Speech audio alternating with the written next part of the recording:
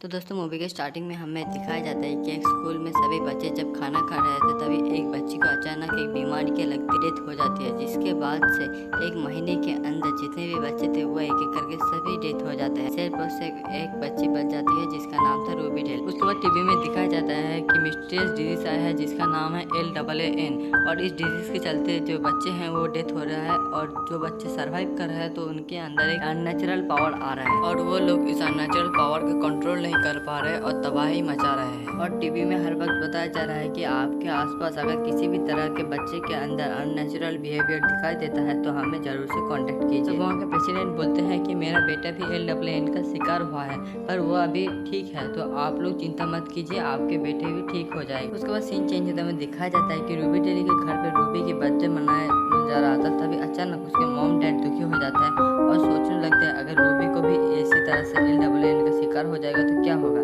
तब रूबी बोलती है कि मम्मी पापा आप चिंता मत कीजिए, मुझे कुछ नहीं होगा। उसके बाद सभी लोग सोने के लिए अपने अपने रूम में चले जाते हैं, पर कुछ देर बाद रूबी की नींद खुल जाती है और वो जाके अपने मॉम के पास जाके लेट जाती है। उसके मॉम को टच करके हुए बोलती है कि मॉम डैड आप चिंता मत कीजिए, मुझे कुछ नहीं होगा। और उसके बाद वो गलती से अपने मॉम के हाथ पे हाथ रख देती है जिससे कि वो अपने अननेचुरल पावर को यूज कर लेती है और बहुत डर जाती है और अपने रूम में जाके सो जाती है। पर अगले दिन जब वो अपने मॉम के साथ जाके बातें करने के लिए जाती है तो उसकी मॉम उसे पहचानने से इनकार कर देती है और उसे ले जाके एक गैराज में बंद कर देती है। उसके बाद वो जाके एक कोने में बैठकर रोने लगती है, तभी शटर ऑफ होता है और दो आदमी आके रूबी डेली को पकड़ कर ले जाते हैं। पहले तो उसे पता नहीं होता कि उसे कहाँ पर ले जाया जा रहा है, तो कुछ देर बाद हमें दिखाया जाता है कि उसे आर्मी कैंप में ले जाया जा रहा है जहाँ पर और भी बच्चे हैं उसी तरह के। सीन चेंज होता है, हमें दिखाया जाता है कि वहाँ के जितने भी बच्चे थे उनका जो पावर है उन्हें टेस्ट किया जा रहा है कि किसके पास किस तरह का पावर है। तब डॉक्टर बोलते हैं कि सभी बच्चों के हम 5 अलग अलग कलर में डिवाइड करते हैं। जो ग्रीन होते हैं उनकी दिमागी हालत ज़्यादा विकसित होता है तो वो लोग इंटेलिजेंट होता है। उसके बाद जो ब्लू होते हैं उनके पास ऐसा एक ताकत है जिससे कि वो किसी भी चीज़ को बिना टच के उसे आसमान में उड़ा सकता था। उसके बाद गोल्डन वाला जो था वो बच्चे इलेक्ट्रिसिटी को अपने काबू में कर सकते थे। और जो 2 कलर है रेड और ऑरेंज दोनों बहुत खतरनाक होते हैं। उसके बाद जब डॉक्टर रूबी डेली का ब्रेन को चेक करते हैं कि उसके पास किस तरह का पावर है तो उन्हें पता चलता है रूबी डेली के पास ऑरेंज कलर है जो सबसे खतरनाक होता है। तब डॉक्टर ने सोचा रूबी डेली को मार देना चाहिए। तब रूबी ने जैसे तैसे करके डॉक्टर के हाथ को पकड़ा और पकड़ने के बाद अपने अननेचुरल पावर को यूज करते हुए बोलने लगे कि मैं ऑरेंज नहीं ग्रीन हूँ। तब जो डॉक्टर है उसके ब्रेन के अंदर ये बात घुस गया कि वो ऑरेंज नहीं और ग्रीन है, इसलिए वहाँ पर जितने भी ग्रीन बच्चे थे उनके बीच रूबी डेली को भेज दिया गया। इसी तरह से 6 साल बीत जाता है। बीतने के बाद एक दिन अचानक रूबी डेली के ऊपर एक आदमी का शक होता है कि वो ग्रीन जैसे उतने इंटेलिजेंट नहीं है तो ग्रीन में आया कैसे। तो उसने सोचा अल्ट्रासोनिक साउंड के माध्यम से चेक किया जाए कि यहाँ पर कोई रेड या फिर ऑरेंज है या फिर नहीं।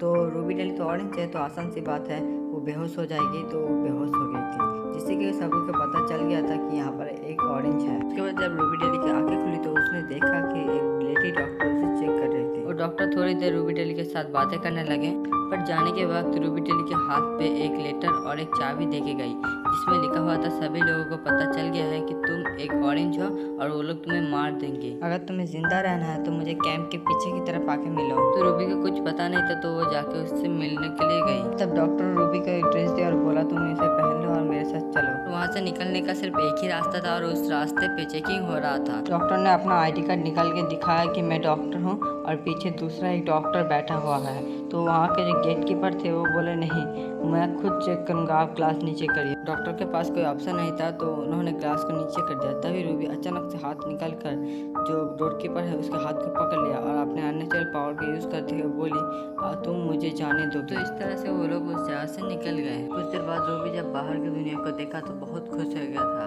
क्योंकि वो 6 साल के बाद बाहर की दुनिया को देख रहा था। तब जो डॉक्टर थी वो पास के गैस स्टेशन में जाके रुकी क्योंकि वहाँ पर उसका बॉयफ्रेंड उसके लिए इंतजार कर रहा था। अभी रूबी पैर फिसल के गिरने ही वाली थी तभी उस बॉयफ्रेंड ने उसे पकड़ लिया और रूबी उस बॉयफ्रेंड के बारे में हर कुछ पता कर लिया कि वो कुछ देर पहले एक बच्ची को मार कर आया है और तब रूबी बहुत डर गई थी। तब डॉक्टर ने रूबी को एक ड्रेस दिया और बोला गैस स्टेशन के अंदर जाके इस ड्रेस को चेंज करके आओ। तब रूबी डरते डरते वहाँ पर गई और उसने देखा कि वहाँ पर एक छोटी सी बच्ची है और जिसे देखकर रूबी बहुत डर गई थी और रूबी उसके पीछा करने के लिए उसके पीछे पीछे भागा। तभी रूबी ने देखा उस छोटी सी बच्ची एक वैन के अंदर चली गई। तब रूबी उस छोटी सी बच्ची के पास जाके बोला, मुझे मदद की ज़रूरत है, मुझे वो लोग मार देंगे।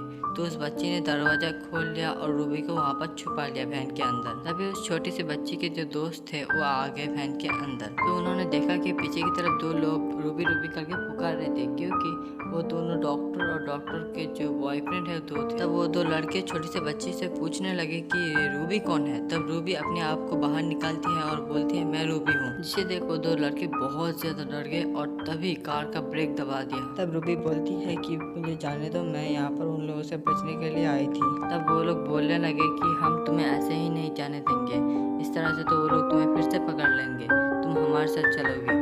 तब वो लोग अपने आप से इंट्रोड्यूस करने लगे एक दूसरे के साथ। बताया जाता है कि छोटी लड़की का नाम था जू और जो ड्राइवर था उसका नाम था लियाम और जो पास में बैठा था उसका नाम था चार्ल्स। इसी तरह से कुछ देर चलने के बाद अचानक से एक कार उनके पीछे आती है, जिस कार में रहती है उस आर्मी कैंप का जासूस। उसके पीछे आती है वो डॉक्टर और उसका लवर। लियाम अपने अननेचुरल पावर का यूज करते हुए जितने भी टहनियाँ थे उनको कार के ऊपर फेंकने लगा, पर फिर भी कोई काम नहीं आया। तो लियाम अपने पावर की मदद से पूरे रोड को फाड़ के रख, जिससे कि जो जासूस है उसके कार का एक्सीडेंट हो जाता है और पीछे से आने वाले डॉक्टर और उसके लवर को रोकने लियाम ने अपने पावर की मदद से एक बड़े से पेड़ को लाकर रोड पे पटक दिया। वो लोग कुछ देर जाने के बाद एक जगह पर रुकते हैं अपने टायर को ठीक करने के लिए और तभी चार्ल्स बोलता है कि वो एक ग्रीन है और वो एक फिजियोलॉजी में बहुत इंटेलिजेंट भी है। तब रूबी बोलती है कि मुझे छोड़ दो, मैं यहाँ से अकेले ही चले जाऊंगा। तब लियाम अपने ताकत की मदद से रूबी को पकड़ लेते हैं और बोलते हैं, नहीं तुम्हें मैं ऐसे नहीं जाने दूंगा, इस तरह से तो तुम्हें फिर से पकड़ के ले जाएंगे कैंप के अंदर। तब लियाम रूबी को बोलता है कि वो लोग एक कैंप के अंदर जाने वाले हैं जहाँ पर खाने के लिए खाना है, रहने के लिए जगह है और बाकी सारे फैसिलिटीज है। और वहाँ का इंचार्ज एक स्लिपकिड नाम का एक लड़का है और उसका नाम स्लिपकिड है क्योंकि वो कैंप के अंदर से 4 बार भाग चुका है। उसके पास कोई चारा नहीं था तो उसने हाँ बोल दिया और सभी लोग एक साथ मिल बांट के खाने लगे। उसके बाद फिर से सीन चेंज होता है। दिखाया जाता है कि जिस कैंप से रूबी भाग के आई थी उस कैंप का जो कैप्टन है उस डॉक्टर को मार रहा है और बोल रहा है, उस बच्ची को तुमने क्यों नहीं पहचाना, वो ऑरेंज होकर 6 साल तक हमारे बीच में रही तो तुम उसे क्यों नहीं पहचान पाए। तब कैप्टन ने डॉक्टर के पास एक रेड बच्चे को छोड़ दिया जो बहुत खतरनाक है और दरवाजा को बंद कर दिया बाहर। तब उस रेड बच्चे ने अपने पावर की मदद से डॉक्टर को मार डाला। उसके बाद सीन चेंज होता है। दिखाया जाता है कि रूबी और उसके दोस्त मिलकर एक होटल में जाते हैं रात बिताने के लिए। तभी जू का हाथ रूबी के हाथ में टच हुआ जिससे कि रूबी अपने पावर की मदद से उसके पास्ट को देख पा रही थी। उसने देखा कि जिस जू थी उस कैंप के अंदर एक इलेक्ट्रिक सर्किट की वजह से सारे बच्चे मरने वाले थे। तभी लियाम अपने ताकत की वजह से सारे बच्चे को बचाता है और उसके साथ साथ जू को भी बचाता है। उसके बाद सीन चेंज होता है। दिखाया जाता है कि सब लोग रेडी हो जाते हैं निकलने के लिए और वो लोग जाके एक मॉल के सामने रुकते हैं शॉपिंग करने के लिए। तो दोस्तों ये वीडियो बहुत लेंदी हो रहा है तो इसलिए हमने सोचा इस वीडियो को दोनों पार्टों में डिवाइड किया जाए।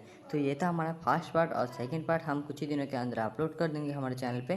तो तब तक के लिए चैनल को सब्सक्राइब कर लेना और बेल नोटिफिकेशन को ऑल ऑप्शन में करना मत भूलना। तो दोस्तों तब तक के लिए जय हिंद जय भारत।